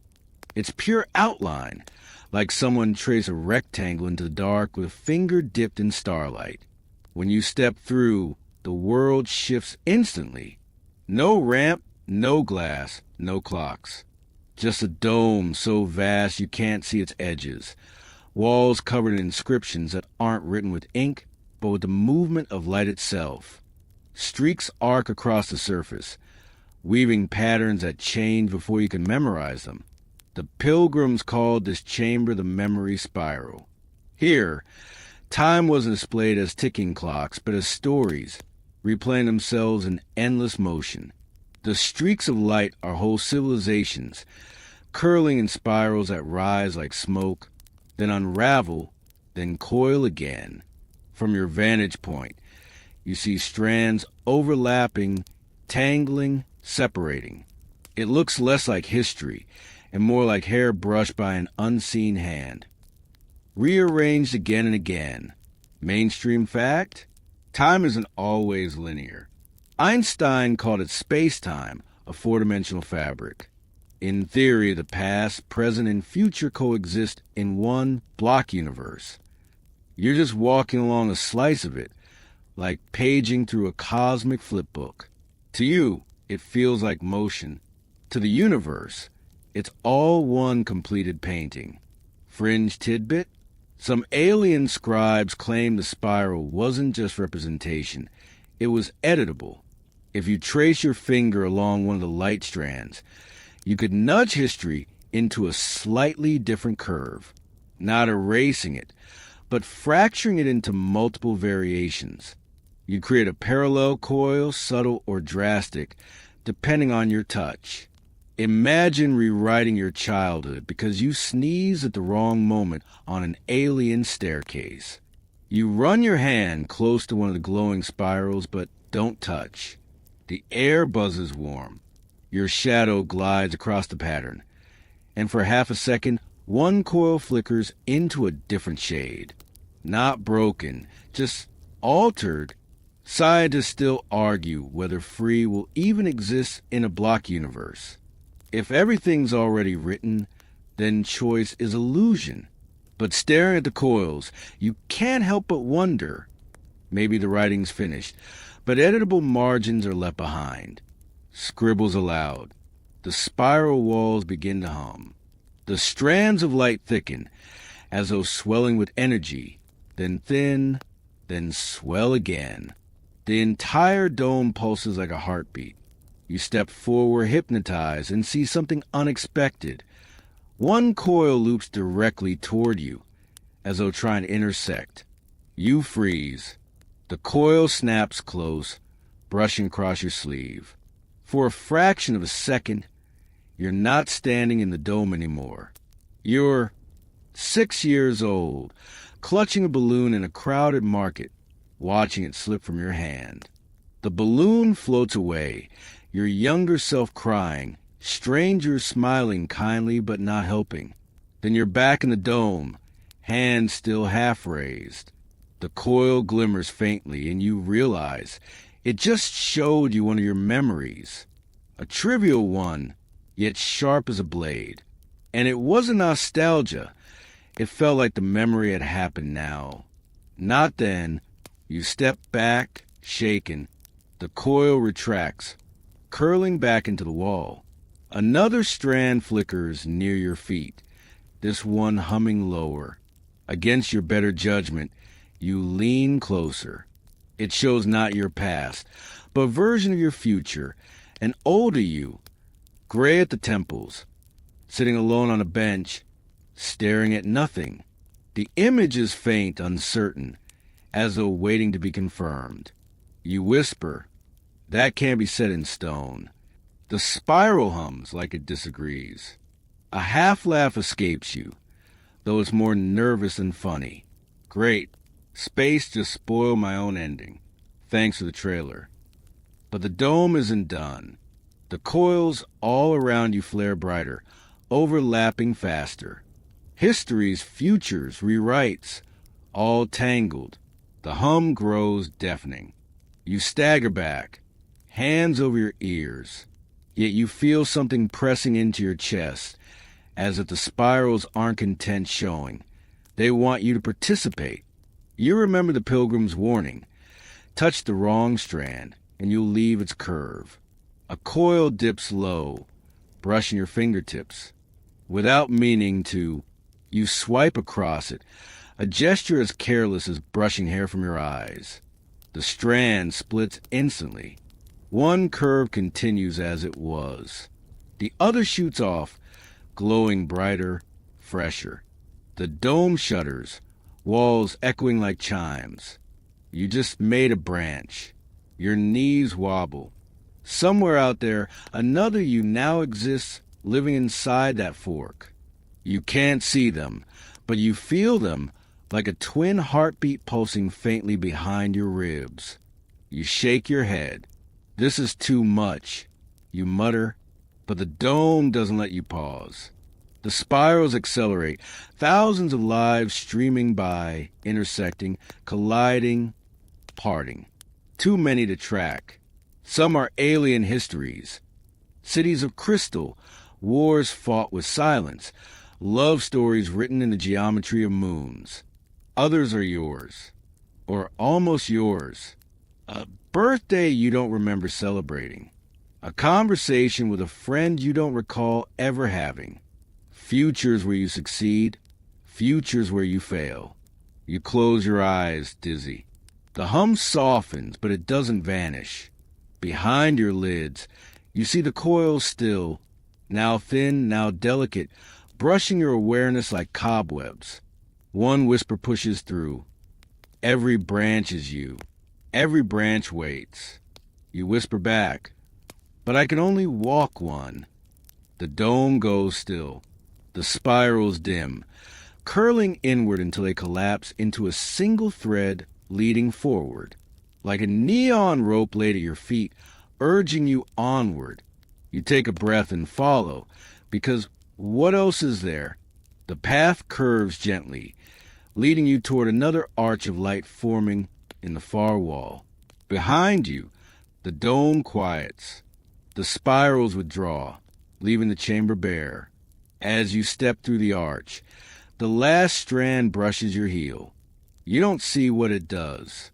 You don't want to, but you can't shake the sense that somewhere another you stay behind, still watching the coils, still reaching out, still tampering with the margins.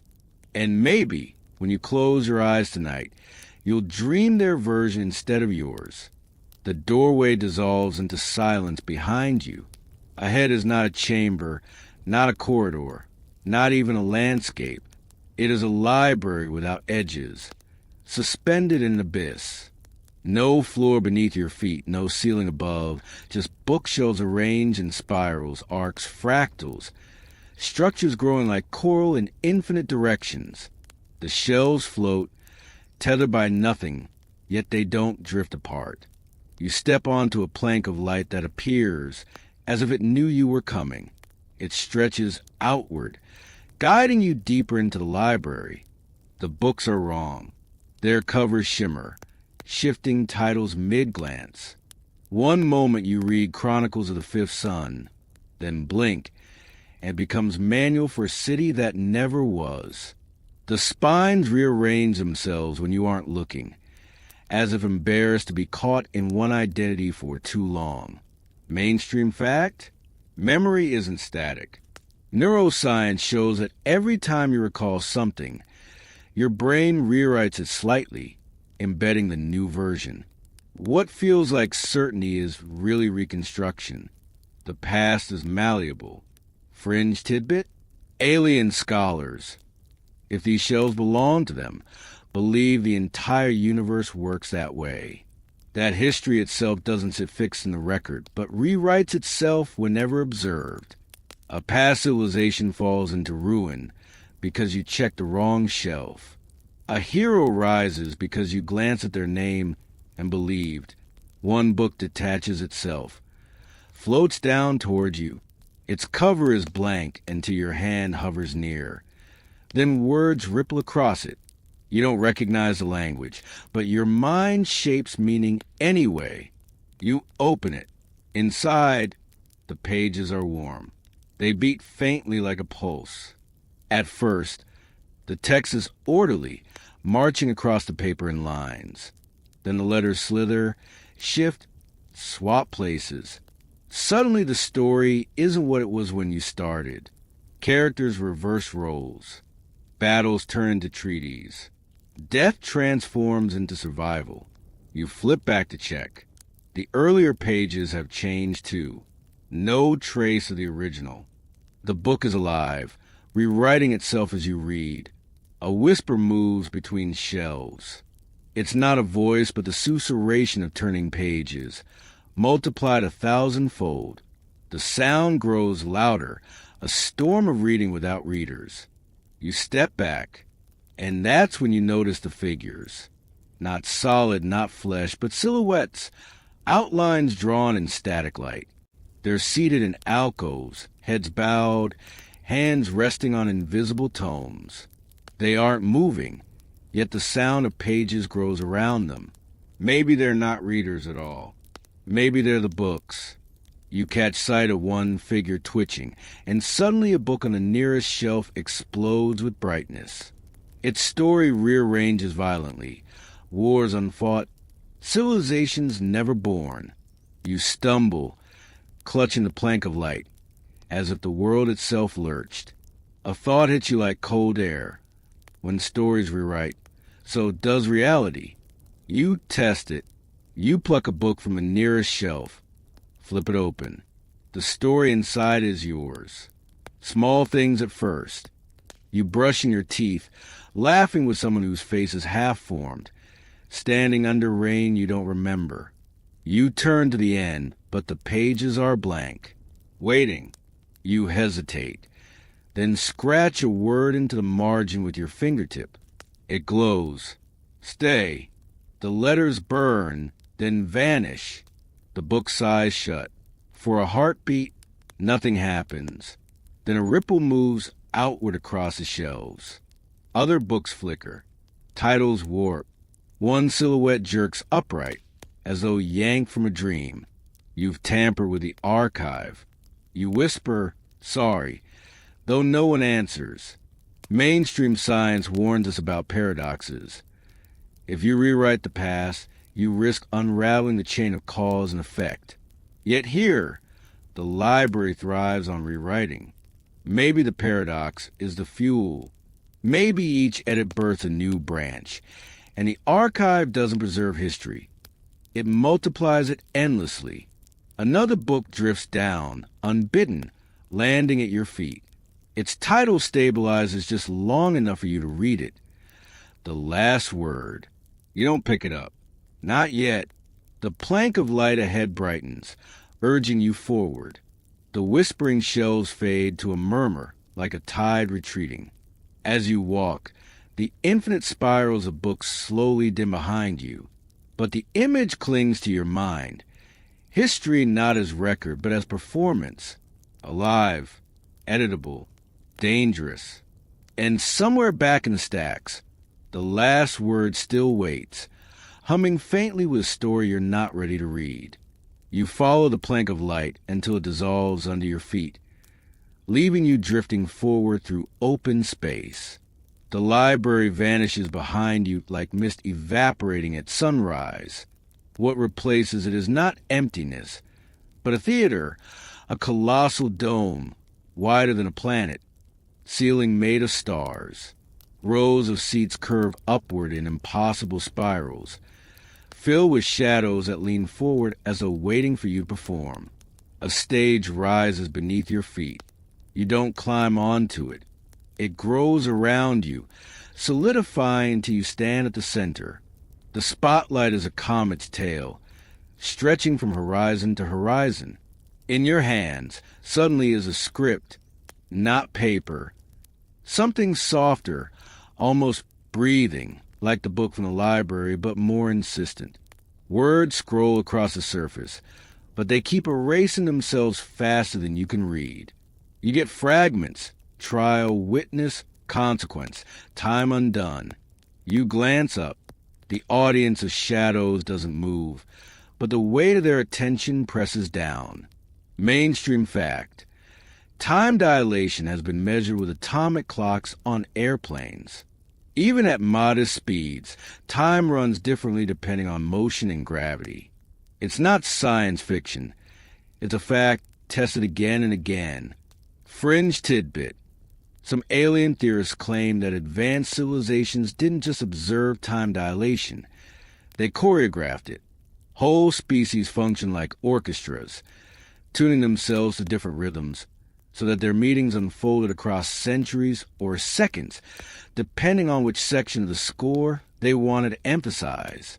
Maybe that's what this theater is. A place where those orchestrations are judged. The script in your hands burns hot. You lift it instinctively, and words leap from the surface, projecting into the air as luminous glyphs. They spin, arrange themselves into images. Planets collapsing, civilizations erased, stars turning dark too soon. Then the images rewind, flicker, rearrange, like someone debating the ending of a play. A phrase echoes through the dome. Who owns the timeline? It isn't spoken, not exactly. More like it appears directly in your bones, vibrating there. You stammer. I don't know. The shadows lean closer. Pages in your hands shift again, showing something more personal. A memory of you, reading late at night, eyelids heavy, wondering if this very story was already written somewhere else. The memory projects into the air for the audience to see, as though your life is part of the evidence. You feel exposed, like your entire existence is a testimony. Scientists still argue whether time is fundamental or emergent, whether it's the base layer of reality or something stitched together by interactions of quantum states. The theater seems to lean toward the latter. Time is script, rewritten in every performance. Another projection bursts upward. Alien glyphs, then maps of spiral galaxies, then repeating images of loops upon loops. It dawns on you. This isn't a trial for you alone. It's a trial for every civilization that ever tampered with their own histories. Every society that dared to edit the cosmic script. The shadows don't accuse or applaud. They just watch, waiting.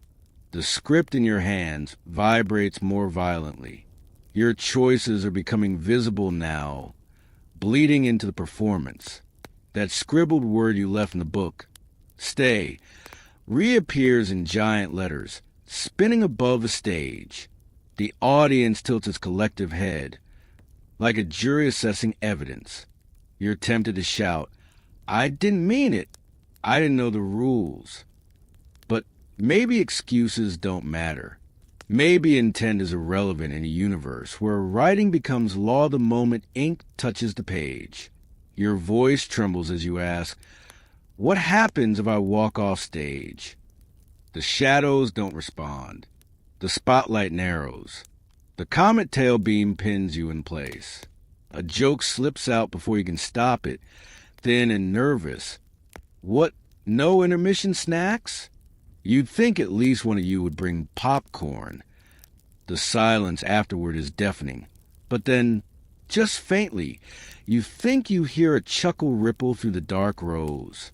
Not cruel, almost appreciative. The glyphs rearrange again, and this time they form a door.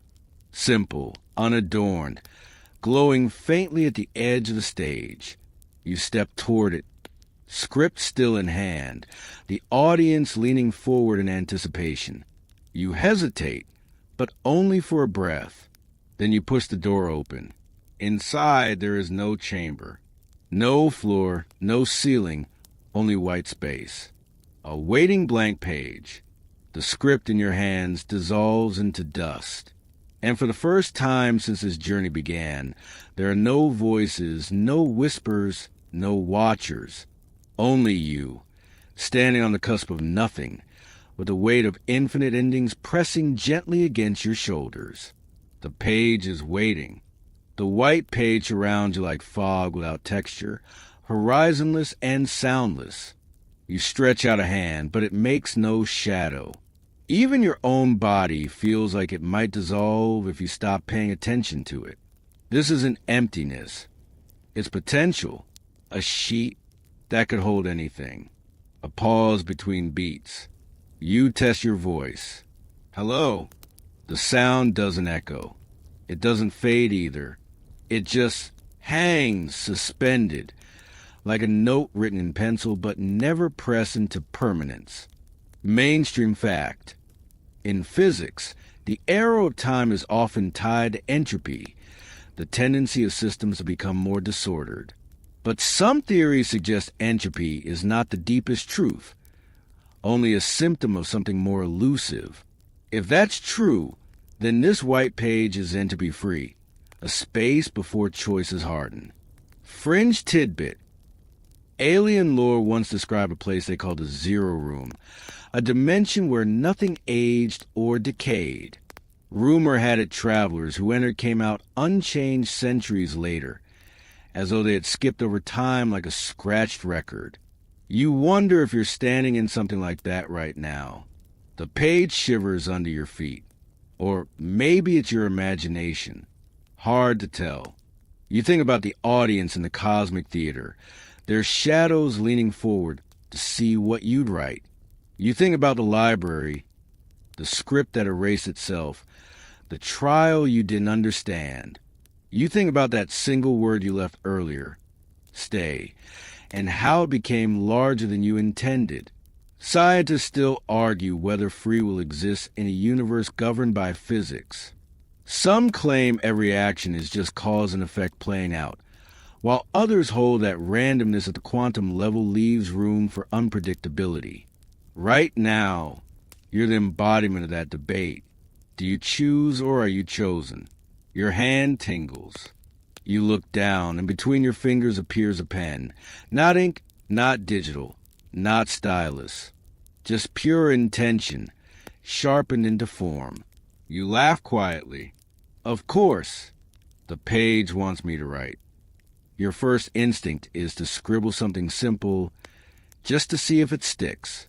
Maybe a smiley face, or the word nap. But then you hesitate. You've seen what happens when words ripple outward.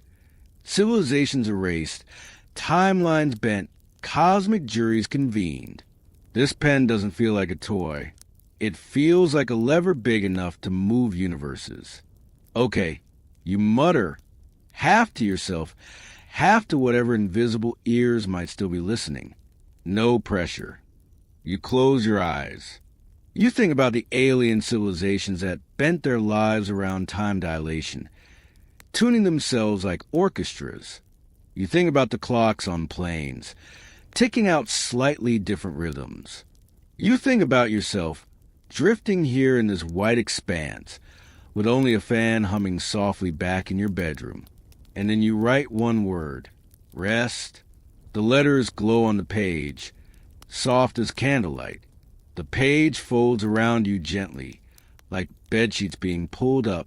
The whiteness doesn't vanish. It fades, stretching out into softer tones, grays and silvers, until it feels like lying in clouds. You exhale. For the first time in this journey, your body relaxes. Your shoulders unclench. The pen slips from your fingers and disappears. No judgment comes. No jury leans forward. The only audience now is silence. The whiteness expands into a slow star field. Pinpricks of light wink open, not like spotlights, but like fireflies. They drift closer, each moving at its own rhythm, until you realize they are keeping time. Not one beat, but many. Some fast, some slow. Each civilization, each moment, each possibility, beating together, but never in perfect sync. And somehow, it doesn't feel chaotic. It feels like a lullaby. You sink deeper into it, and the stars drift downward, tucking themselves into place.